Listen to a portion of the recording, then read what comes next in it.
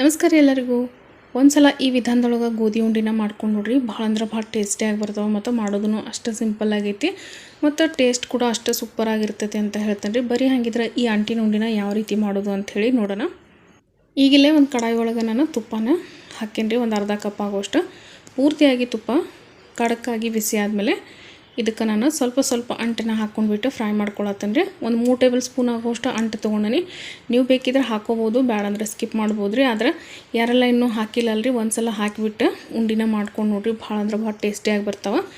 ಈಗ ನೋಡಿರಿ ಅಂಟು ಫ್ರೈ ಆಗ್ಯಾವ. ಇದನ್ನ ಒಂದು ಪ್ಲೇಟ್ ಒಳಗೆ ತೆಗೆದಿಟ್ಕೊಳತ್ತೀನಿ. ಪೂರ್ತಿ ಒಮ್ಮೆಲೆ ಹಾಕಿ ಫ್ರೈ ಮಾಡಬೇಡ್ರಿ. ಸ್ವಲ್ಪ ಕ್ವಾಂಟಿಟಿ ಒಳಗೆ ಅಂಟನ್ನ ಹಾಕಿಬಿಟ್ಟು ಫ್ರೈ ಮಾಡಬೇಕಾಗ್ತೈತಿ.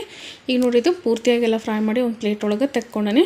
ಈಗೇನೈತಲ್ರಿ, ಇಲ್ಲಿ ಒಂದು 15 ಗೋಡಂಬಿ ಮತ್ತು ಒಂದು 15 ಬಾದಾಮಿನ ಸಣ್ಣದಾಗಿ ಕಟ್ ಮಾಡಿಬಿಟ್ಟು ತೊಗೊಂಡ್ರಿ. ಈಗ ಇದನ್ನು ಫ್ರೈ ಮಾಡ್ಕೊಳ್ಬೇಕಾಗ್ತೈತಿ.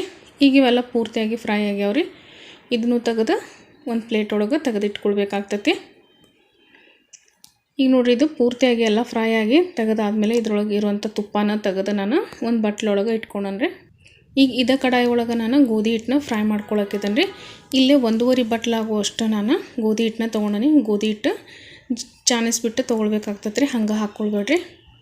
ಈಗ ಇದನ್ನೇನೈತಲ್ರಿ, ಲೋ ಟು ಮೀಡಿಯಮ್ ಒಳಗೆ ಇಟ್ಬಿಟ್ಟು ಚಲೋ ತಂಗ ಗೋಧಿ ಹಿಟ್ಟು ಹಸಿ ವಾಸನೆ ಹೋಗ್ಬೇಕು ರೀ. ಅಲ್ಲಿವರೆಗೆ ಇದನ್ನು ಕೈ ಬಿಡ್ದಂಗೆ ಫ್ರೈ ಮಾಡ್ಕೊಳ್ತಾ ಇರಬೇಕಾಗ್ತೈತೆ ರೀ. ಸ್ವಲ್ಪನೂ ಹಿಟ್ಟು ಹೊತ್ತಬಾರ್ದು ರೀ. ಅಷ್ಟು ಚಲೋ ತಂಗ ಈ ಗೋಧಿ ಹಿಟ್ಟು ಏನೈತಲ್ರಿ ಹುರಿಬೇಕಾಗ್ತೈತಿ.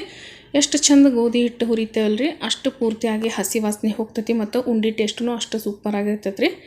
ಈಗೇನೈತಲ್ರಿ, ಇದನ್ನು ಒಂದು 7-8 ನಿಮಿಷ ಫ್ರೈ ಮಾಡಿದ್ಮೇಲೆ ನಾನು ಸ್ವಲ್ಪ ತುಪ್ಪನ ಹಾಕಿಬಿಟ್ಟು ಹುರ್ಕೊಳತ್ತೀನಿ.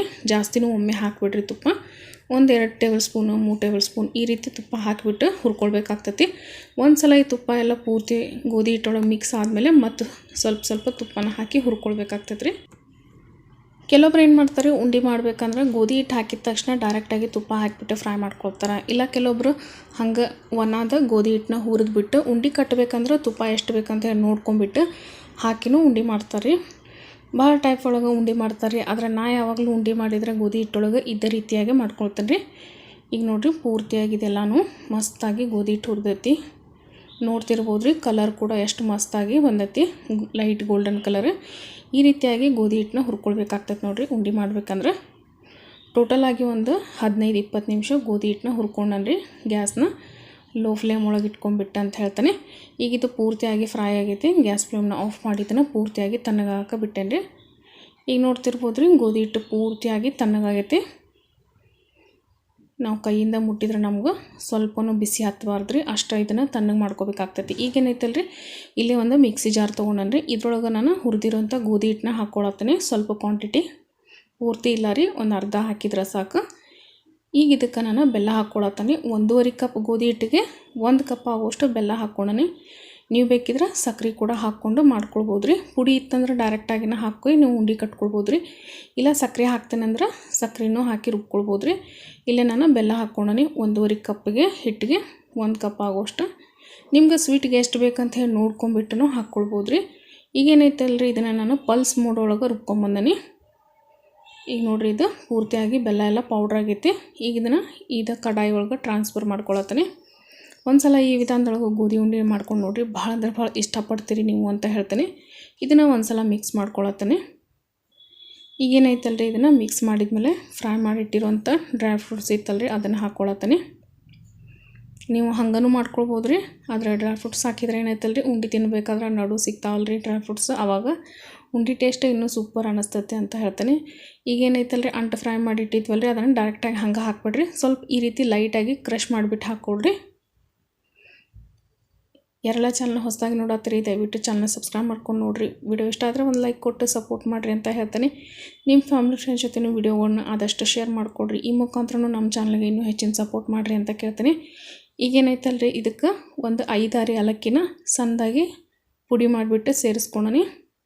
ಎಲ್ಲನೂ ಒಂದು ಸಲ ಮಿಕ್ಸ್ ಮಾಡಿಬಿಟ್ಟು ಉಂಡೆ ಕಟ್ಟಕ್ಕೆ ಬರ್ತೈತಿಲ್ಲ ಅಂತ ಹೇಳಿ ನೋಡ್ಕೊಳ್ರಿ. ಇನ್ನೂ ಹಿಟ್ಟೇನ್ರೆ ಸ್ವಲ್ಪ ಡ್ರೈ ಅನಿಸಿದ್ರೆ ಸ್ವಲ್ಪ ತುಪ್ಪ ಹಾಕ್ಕೊಳ್ಬೇಕಾಗ್ತೈತಿ. ನಾನಿಲ್ಲೇ ಒಂದು 2 ಟೇಬಲ್ ಸ್ಪೂನ್ ಆಗೋಷ್ಟು ತುಪ್ಪ ಹಾಕೇನ್ರಿ. ತುಪ್ಪ ಹಾಕಿ ಎಲ್ಲ ಮಿಕ್ಸ್ ಮಾಡಿದ್ಮೇಲೆ ಉಂಡಿನ ಕಟ್ಕೊಳಕ್ಕೆ ಪರ್ಫೆಕ್ಟಾಗಿ ಹಿಟ್ಟು ರೆಡಿ ಆಗೈತೆ ರೀ. ಈಗೇನೈತಲ್ರಿ, ನಮ್ಗೆ ಯಾವ ಸೈಜ್ ಒಳಗೆ ಬೇಕಲ್ರಿ ಉಂಡೆ, ಆ ಸೈಜ್ ಒಳಗೆ ಉಂಡಿನ ಕಟ್ಕೊಳ್ಬೇಕಾಗ್ತೈತಿ. ನೋಡ್ತಿರ್ಬೋದಲ್ರಿ ಎಷ್ಟು ಈಸಿಯಾಗಿ ಉಂಡಿನ ಕಟ್ಟಾತಾನೆ. ನೀವು ಸಹಿತ ಈ ವಿಧಾನದೊಳಗೆ ಒಂದು ಸಲ ಈ ಗೋಧಿ ಉಂಡಿನ ಮಾಡ್ಕೊಂಡು ನೋಡಿರಿ. ಭಾಳ ಅಂದ್ರೆ ಭಾಳ ಸಿಂಪಲ್ಲಾಗಿ ಟೇಸ್ಟಿಯಾಗಿ ಹೆಲ್ದಿಯಾಗಿ ಉಂಡೆ ರೆಡಿ ಆಗ್ತಾವೆ. ಯಾರಿಗೆಲ್ಲ ಬೆಲ್ಲ ಬೇಕಲ್ರಿ ಅವರು ಬೆಲ್ಲ ಹಾಕ್ಕೊಂಡು ಮಾಡ್ಕೊಳ್ಬೋದು ರೀ. ಬ್ಯಾಡ ಅಂದ್ರೆ ನೀವು ಸಕ್ಕರೆ ಪುಡಿನ ಹಾಕ್ಕೊಂಡು ಮಾಡ್ಕೊಳ್ಬೋದು ರೀ. ಈ ಸಲ ಪಂಚಮಿಗೆ ಈ ಗೋಧಿ ಉಂಡಿನೂ ಒಂದು ಸಲ ಮಾಡ್ಕೊಂಡು ನೋಡ್ರಿ ಅಂತ ಹೇಳ್ತೀನಿ. ಭಾಳ ಅಂದ್ರೆ ಭಾಳ ಇಷ್ಟಪಡ್ತೀರಿ. ಸಣ್ಣ ಮಕ್ಕಳಿಗಾಗಿರ್ಬೋದು, ದೊಡ್ಡವ್ರಿಗಾಗಿರ್ಬೋದು, ಅವರಿಗಂತೂ ಇದು ಭಾಳ ಅಂದ್ರೆ ಭಾಳ ಇಷ್ಟ ಆಗ್ತೈತಿ ಅಂತ ಹೇಳ್ತೀನಿ. ಬೆಲ್ಲ ಹಾಕಿ ಮಾಡಿದ್ರೂ ಟೇಸ್ಟ್ ಮಾತ್ರ ಸೂಪರ್ ಇರ್ತೈತೆ ಅಂತ ಹೇಳ್ತೀನಿ ರೀ. ನಿಮಗೂ ಕೂಡ ಈ ವಿಡಿಯೋ ಇಷ್ಟ ಆಗೈತೆ ಅಂತ ತಿಳ್ಕೊತೀನಿ ರೀ. ವಿಡಿಯೋ ಇಷ್ಟ ಆಗಿದ್ರೆ ಒಂದು ಲೈಕ್ ಕೊಟ್ಟು ನಮ್ಮ ಚಾನಲ್ಗೆ ಸಪೋರ್ಟ್ ಮಾಡಿರಿ ಅಂತ ಹೇಳ್ತೀನಿ. ಹಾಗೆ ನಮ್ಮ ಚಾನಲೆಲ್ಲ ಯಾರೆಲ್ಲ ಇನ್ನೂ ವಿಸಿಟ್ ಮಾಡಿಲ್ಲ ರೀ, ಒಂದು ಸಲ ವಿಸಿಟ್ ಮಾಡಿರಿ ಅಂತ ಹೇಳ್ತೀನಿ. ಮತ್ತೆ ಸಿಗ್ತೀನಿ ನೆಕ್ಸ್ಟ್ ವಿಡಿಯೋ ಒಳಗೆ. ಅಲ್ಲಿವರೆಗೂ ಎಲ್ಲರಿಗೂ thank you so much for watching.